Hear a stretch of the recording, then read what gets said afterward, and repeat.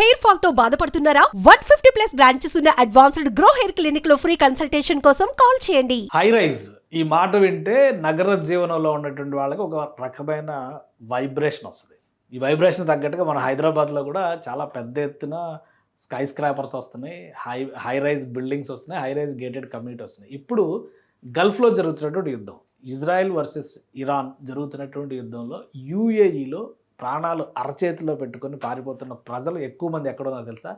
High rise భవనాల్లో ఉన్నారు. ఇప్పటి వరకు దుబాయ్కి, అబుదాబికి, షార్జాకి ప్రైడ్గా ఫీల్ అయినటువంటి హై రైజ్ టవర్స్ అన్నింటినీ కూడా ఇరాన్ ప్రతి దాడుల్లో భాగంగా టార్గెట్ చేసింది. మీకు కొన్ని దృశ్యాలు చూపిస్తాను, మీరు కూడా నమ్మొచ్చు. ఇది దుబాయ్లో ఒక స్పెషాలిటీ, ఒక ఐకానిక్ టవర్ కింద మనం చూస్తాం. ఇంకా క్లియర్గా మీరు చూడాలంటే కనుక ఈ ఐకానిక్ టవర్ ఏ విధంగా ఉంటుంది అంటే దుబాయ్లో ఉండేటువంటి ప్రజలకు సంబంధించి దీని పేరు అల్ అరబ్, అంటే బుర్జ్ అల్ అరబ్ అంటారు. 7 స్టార్ హోటల్, ప్రపంచంలోనే ఒకే ఒక్క 7 స్టార్ హోటల్ ఇది. కానీ దీని పరిస్థితి ఏంటంటే యుద్ధ నేపథ్యంలో ఇక్కడ మండుతున్నటువంటి అగ్నిగుండాన్ని మనం చూస్తున్నాం. డ్రోన్స్ ద్వారా టార్గెట్ చేయడం, డ్రోన్స్ని ఇంటర్సెప్ట్ చేసినప్పటికీ కూడా కొన్ని శకలాలు దాన్ని తగులుకోవడం, అక్కడ మంటలు రేగడం, ప్రతి క్షణం కంటికి రెప్పలా దీన్ని కాయాల్సినటువంటి పరిస్థితి ఉంది. అలానే ఇంకొక నిర్మాణం కూడా మీకు చూపిస్తాను. ఇది మనకు బాగా తెలిసినటువంటి టవర్ బుర్జ్ ఖలీఫా, ప్రపంచంలోనే అతిపెద్ద ఎత్తైనటువంటి టవర్స్లో ఇది కూడా ఒకటి. Plus most happening places. ఎలాంటి యాక్టివిటీస్ జరుగుతాయంటే అసలు వరల్డ్ క్లాస్ యాక్టివిటీస్ ఇక్కడ జరుగుతాయి. ప్లస్ ఇక్కడ కనిపిస్తున్నటువంటి డాట్ ఏంటంటే అటాక్ చేయడం కోసం వెళ్తున్నటువంటి డ్రోన్.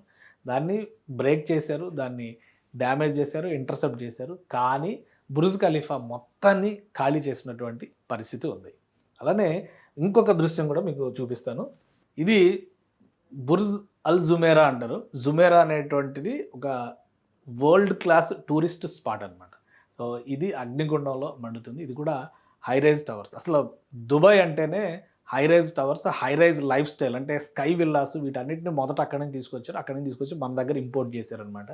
సో ఇక్కడ ఇది తాజా పరిస్థితి. ఇక్కడ కూడా సేమ్ డ్రోన్స్ అటాక్ జరిగినాయి. అటాక్ జరిగిన తర్వాత మొత్తం ఈ బిల్డింగ్ అంతా ఖాళీ చేసింది. నిన్న మొన్నటి వరకు అసలు ఈ భవనాలు, ఈ భవంతులు ఎలా ఉన్నాయో ఒకసారి మనం చూస్తే కనుక ఆశ్చర్యానికి లోనవుతాం. ఇది జుమేరాకి సంబంధించినటువంటి వరల్డ్ క్లాస్ టూరిజం స్పాట్. ఇది అసలు ఇక్కడ ఉండేటువంటి రెసిడెన్షియల్ విల్లాస్ కానీ మొత్తం కూడా ఖండాంతరాల నుంచి వచ్చినటువంటి ప్రజానేకంతో నిండిపోయి ఉండేటువంటి ప్రదేశాలు ఇవన్నీ. సో ఇవన్నీ ప్రైడ్ ఆఫ్ దుబాయ్గా ఫీల్ అవుతారు. అలానే గోల్డెన్ ఫ్రేము, ఇవన్నీ కూడా వరల్డ్ క్లాస్ టూరిస్ట్ స్పాట్స్గా ఉన్నటువంటి ప్రదేశాలు. ఇప్పుడు ఇవన్నీ కూడా అండర్ అటాక్. ఇరాన్ నుంచి డ్రోన్స్ అటాక్ చేస్తున్నాయంటే వణికిపోయేటువంటి పరిస్థితి ఉంది. అందరూ కూడా ప్రాణాలు గుప్పెట్లో పెట్టుకునేటువంటి పరిస్థితి ఉంది. అలానే జుమేరాలో కూడా ఇంకా మళ్ళీ మనం ఒకసారి జుమేరా స్కై ఏదైతే ఒక పడవ షేప్లో ఉండేటువంటి 7 స్టార్ హోటల్ అనుకున్నామో దానిలో ఉండేటువంటి లైఫ్ స్టైల్, దాని ప్రజెంటేషన్, అసలు వరల్డ్ క్లాస్ పీపుల్ అంతా కూడా ఇక్కడే ఉంటారు. ఇక్కడ ఒక్కసారి ఉంటే చాలు, ఈ లైఫ్ స్టైల్ని ఎంజాయ్ చేస్తే చాలు అనేటువంటి అభిప్రాయంతో ఉంటారు. ఇవి మొత్తం కూడా ఇప్పుడు వణికిపోతున్నటువంటి పరిస్థితి, బాంబుల దాడులతో దద్దరిల్లుతున్నటువంటి పరిస్థితి ఉంది.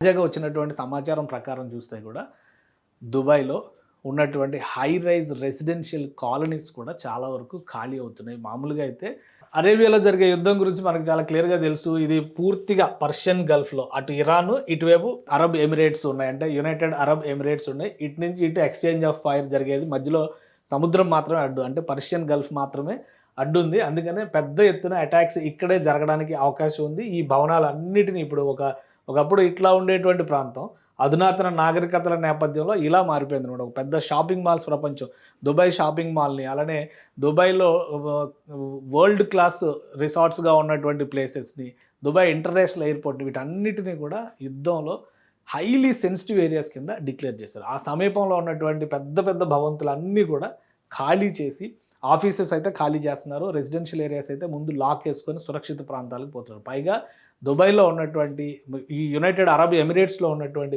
మొదటి ఈక్వేషన్ ఏంటంటే అసలు ఇక్కడ మీరు అర్థం చేసుకోవాల్సింది కంప్లీట్ అర్బన్ లైఫ్. మీకు ఇక్కడ పల్లెటూరు అనేది ఉండదు. చూడండి ఈ డేటా ఒకసారి మీరు అబ్జర్వ్ చేసి చూస్తే మొత్తం 91.3% అర్బన్ లైఫ్ స్టైల్, మొత్తం అర్బనే, పల్లెటూరు అనేది లేదు. రూరల్ ఏరియాస్ 8.7%, 2025 లేటెస్ట్ లెక్కల ప్రకారం.